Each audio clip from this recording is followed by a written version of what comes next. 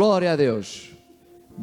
Muito boa tarde, amada igreja. A paz e a graça do Senhor seja com todos vós. E continuamos aqui na presença do Senhor para continuarmos o nosso ensino sobre Israel e a vinda de Jesus. Amém? Glória a Deus. Coloca a mão no seu coração. Eu quero orar consigo agora na sua casa. Pai, eu quero agradecer em nome de Jesus pelo tempo que tu nos tens concedido na tua presença. Senhor, eu oro para que o teu Espírito Santo continue a visitar as nossas vidas, as visitadas dos meus queridos irmãos que aqui estão em casa. Tu possas estar continuando nos instruindo pela tua santa e bendita palavra e que tu nos continues, Senhor, a iluminar, Senhor, na nossa mente, no nosso espírito, Senhor, na nossa alma, tudo aquilo que é necessário, Senhor, trazer como revelação para os últimos tempos que nós estamos a viver. Pai, oro para que em nome de Jesus toda a cegueira espiritual caia por terra, Senhor, toda a incredulidade se afaste dos nossos corações e tu possas trazer, Senhor, ao nosso coração agora a tua santa e bendita palavra. Em nome de Jesus te agradecemos e você diz comigo, amém, amém e graças a Deus. Amados, como é do vosso conhecimento, faz hoje 8 dias que nós começámos este trabalho, que o Senhor colocou no meu coração para nós trabalharmos devagar, porque é um tempo, é um ensino da palavra de Deus que tem de alguma forma borbulhado, podemos dizer assim, no meu coração. E é uma área, é um tema que eu sempre gostei de aprofundar, de ir pesquisando e também ir buscando a Deus respostas sobre esta matéria. Então, amados, como vocês já perceberam, eu sou um pré-tribulacionista, ou seja, eu entro na pré-tribulação. Eu não entrarei na tribulação, nem sequer no fim da tribulação. Eu sou muito ligado, por aquilo que eu tenho ouvido pela palavra de Deus, muito ligado a ser um pré-tribulacionista. Ou seja, há muita gente que acredita que poderá entrar na tribulação, tudo bem, eu não vou de alguma forma entrar em discursos, porque é muito delicado. Nós falamos deste tema com algumas pessoas que têm com certeza a sua forma de ver e a sua opinião. Contudo, eu fico com a minha ideia e com aquilo que eu tenho tido como revelação. Agora, amado, o que é que eu gostaria que você percebesse? Nós estamos com os nossos olhos postos em Israel. E porquê Israel? Já falei isso várias vezes. É o povo que o Senhor escolheu. Israel é a terra santa que o Senhor escolheu para ele e é o lugar onde o Senhor sempre teve grandes revelações e tudo iniciou em Israel. Então, nós homens de Deus, que pregadores da palavra de Deus, temos que perceber que a fonte, a origem da palavra de Deus, toda a fonte nasce em Israel. E é de lá que nasce toda a revelação, todo o entendimento da palavra profética para as nossas vidas. Nós não somos judeus. Volto a referenciar isso. Nós somos gentios. Mas somos gentios enxertados na raiz que é exatamente Israel. Ou seja, nós viemos de toda a nossa descendência, nós somos descendentes de Abraão, mas também somos enxertados naquilo que é a raiz de Davi. A raiz de Davi, amado, é uma chamamos nós, uma simbologia daquilo que é Jesus. Nós estamos lá enxertados. Porquê que fomos enxertados lá? Porque na verdade Ele é, como nós sabemos, Ele é a videira, e nós somos as varas e estamos enxertadas nela. Eu não vou pregar sobre a videira, não vou pregar sobre as varas, mas gostava que você percebesse isto. Como é que aparecem aqui os gentios? Os gentios aparecem aqui porque vamos chamar assim, os judeus, rejeitaram de alguma forma o Salvador, o Messias. E o Senhor olhou e viu, bom, se eles não querem, então eu vou dar a oportunidade, com certeza, porque o Senhor nos ama a todos, vamos dar a oportunidade então que sejam eles chamados para vir ocupar exatamente então este espaço que é tão importante. Eu estou a tentar resumir aqui de alguma forma aquilo que eu tenho vindo a falar, porque como gentio que eu sou, eu preciso de alguma forma interpretar quem eu sou, na verdade, na presença do Senhor.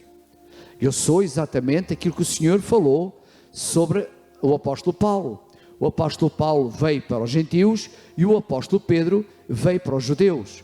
Por isso, sempre o apóstolo Pedro aparece como alguma expressão mais definida sobre a lei, guardando na lei, e o apóstolo Paulo aparece na graça. o que é graça, favor imercível, ou seja, o apóstolo Paulo se desliga um pouco mais da lei e entra dentro da revelação, debaixo da direção daquilo que é o Espírito Santo de Deus lhe revelando. Como todos vocês sabem, o apóstolo Pedro caminhou com Jesus, o apóstolo Paulo não caminhou com Jesus. O apóstolo Paulo simplesmente se apresentou, ou seja, Jesus se apresentou ao apóstolo Paulo e simplesmente o apóstolo Paulo, depois daquela visão que ele teve em Damasco, ele ficou sem ver e aí, a partir daqui, começou tudo a ser revelado pelo Espírito Santo de Deus. Então, o que é que nós temos aqui como história? Temos aqui, de alguma forma, a apresentar um panorama daquilo que é toda a expressão entre um e o outro, porque os judeus continuam debaixo da lei, visão que eles têm e não têm o entendimento, nem o discernimento, nem a revelação, porque não têm o Espírito Santo, mas continuam, de alguma forma, agarrados àquilo que é a sua versão, que procuram um rei, assim como eles procuraram, conforme eu contei na história, faz isso precisamente hoje 8 dias, que os próprios procuraram, de alguma forma, um rei, e nós sabemos que Saul, de alguma forma, veio trazer sobre eles exatamente essa expressão. Bom, mas aqui é preciso nós entendermos que nós não temos nada contra os judeus. Atenção, nós amamos o povo judeu, nós amamos Israel, e isso é preciso que fique muito claro para nós não ficarmos aqui no risco de nós queremos desprezar os judeus. Pelo contrário, nós estamos orando pelos judeus para que eles se convertam, para que eles possam ter a revelação, para que eles possam ter o entendimento, para que eles possam voltar a terem exatamente a promessa de Deus nas suas vidas. Mas, amados, isso não cabe a mim, não cabe a você de julgar quando e como será, isso é um assunto entre eles e Deus, mas pelo aquilo que diz a palavra de Deus, existe aqui critérios que são, de alguma forma, impossíveis de eu poder mudar a história, porque eu não sou ninguém para mudar esta história. Mas, amado, gostaria que você percebesse que o Senhor deixou muito claro, em 1 Tessalonicenses 5, versículo 9, porque Deus não nos destinou para a ira futura, mas para a aquisição da salvação por nosso Senhor Jesus Cristo.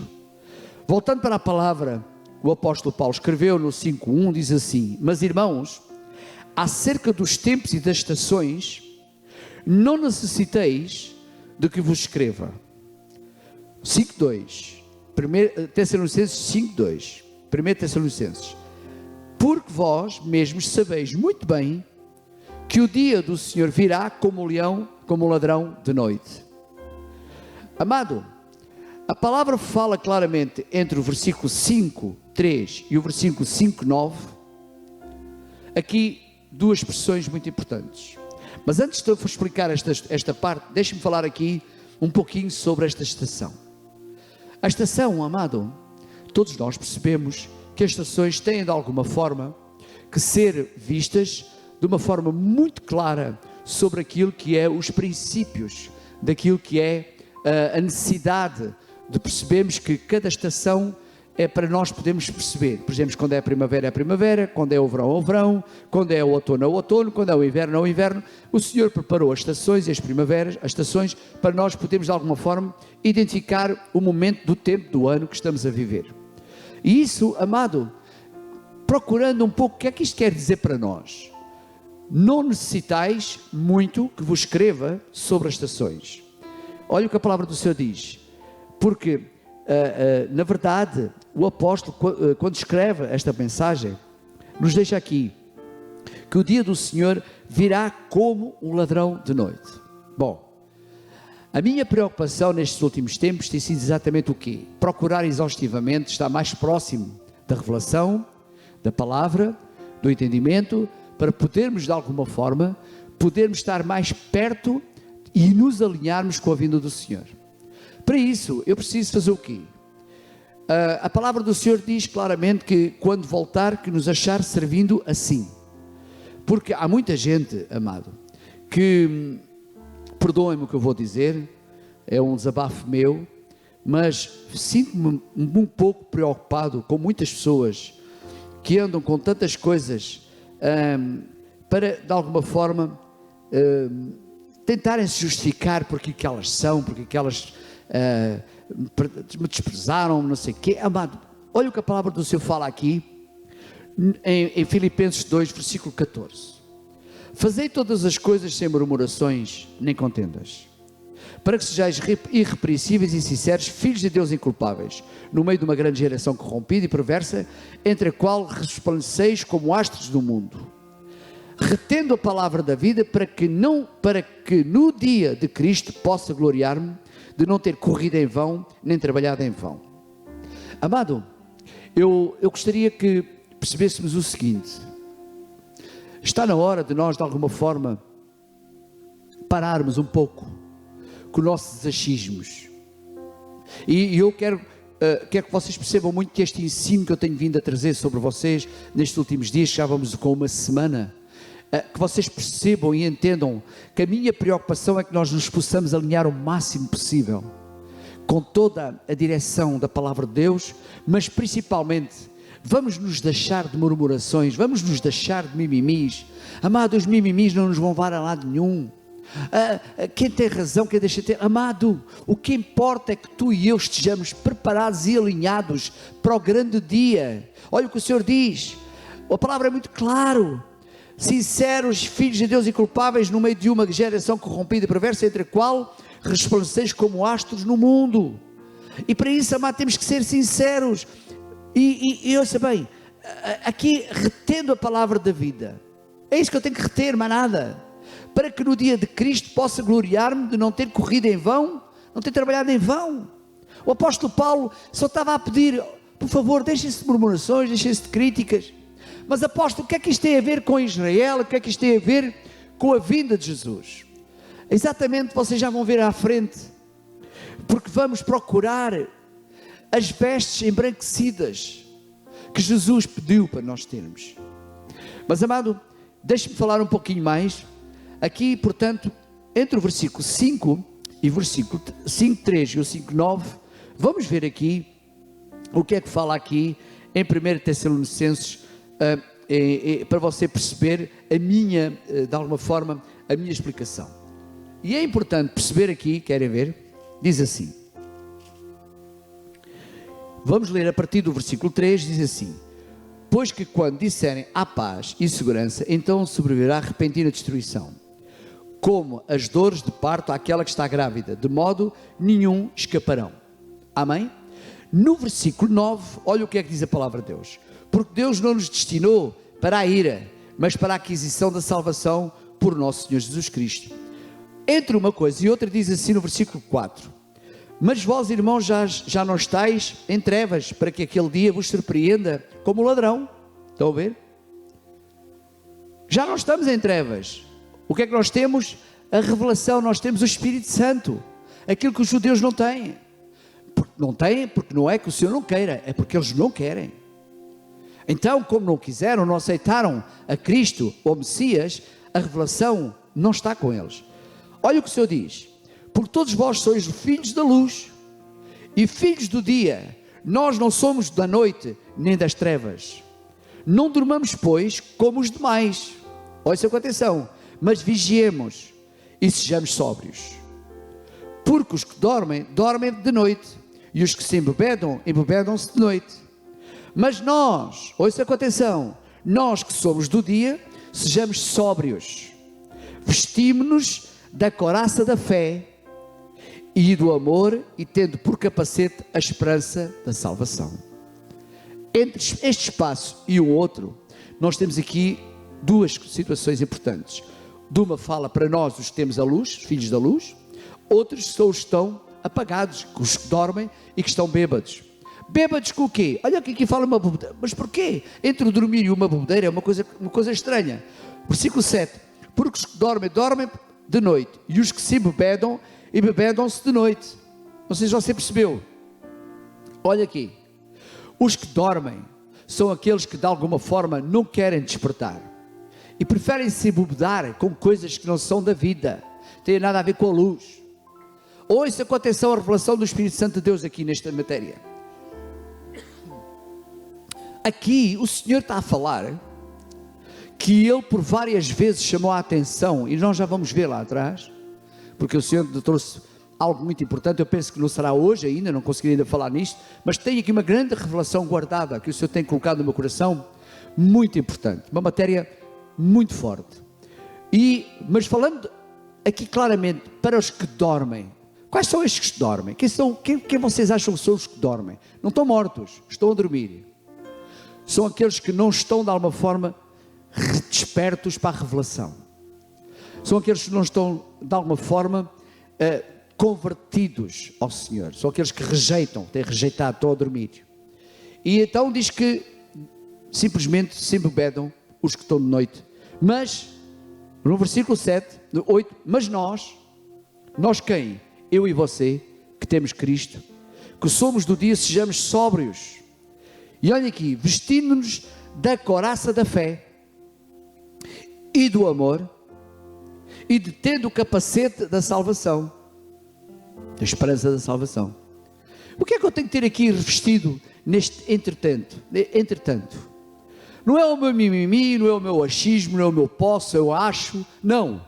O que eu tenho que ter é, primeiro, fé, a couraça da fé. Tenho que ter fé naquilo que estou a falar.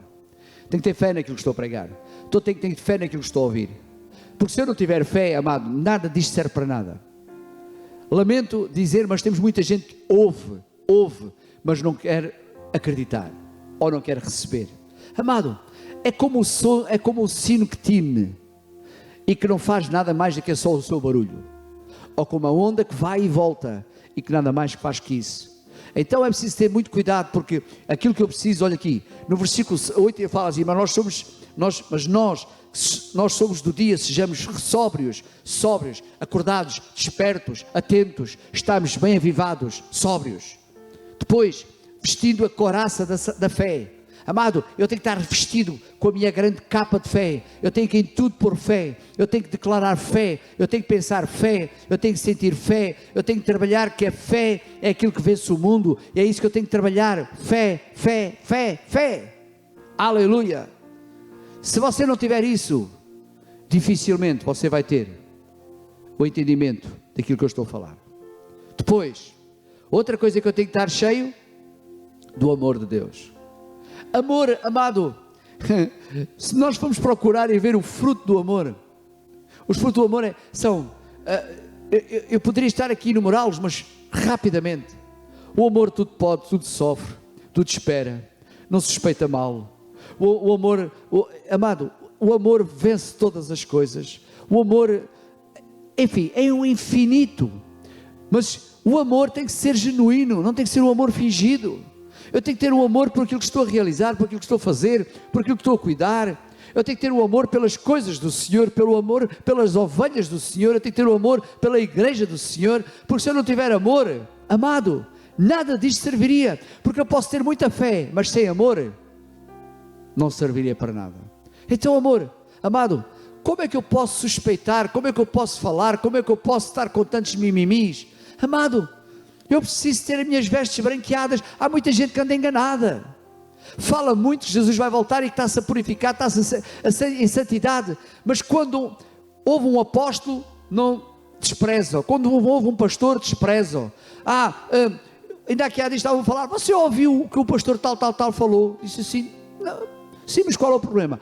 Eu não concordo. Mas quem é você para não concordar? Quem é você para julgar? Eu não fui chamado para julgar ninguém, eu não fui chamado para criticar ninguém.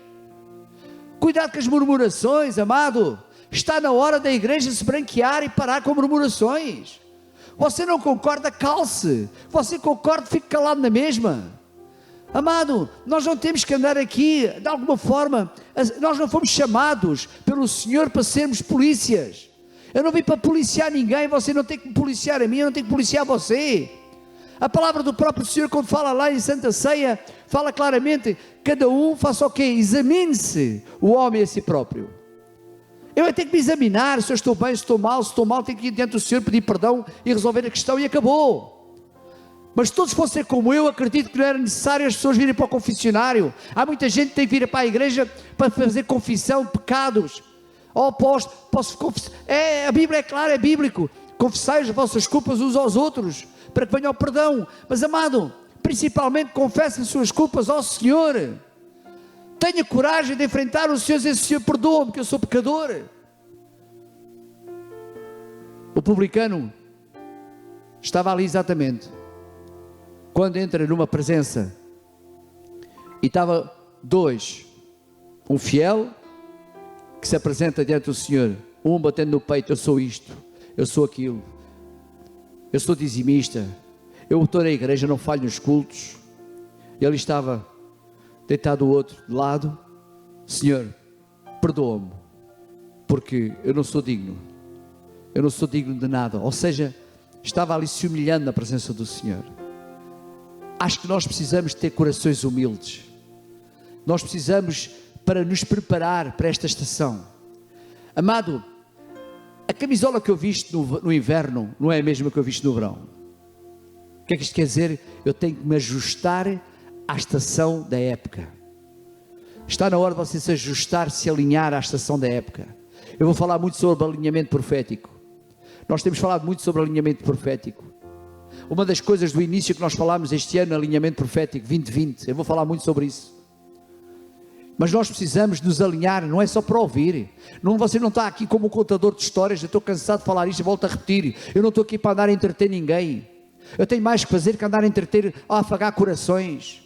Eu tenho mais que fazer que estar a entreter você vai para a igreja para estar entretido, para ouvir um bom sermão, uma boa história. Que é isto, amado? Eu não lhe estou a contar uma história, eu estou-lhe a contar, ou seja, eu estou-lhe a preparar aquilo que é o caminho para a sua salvação.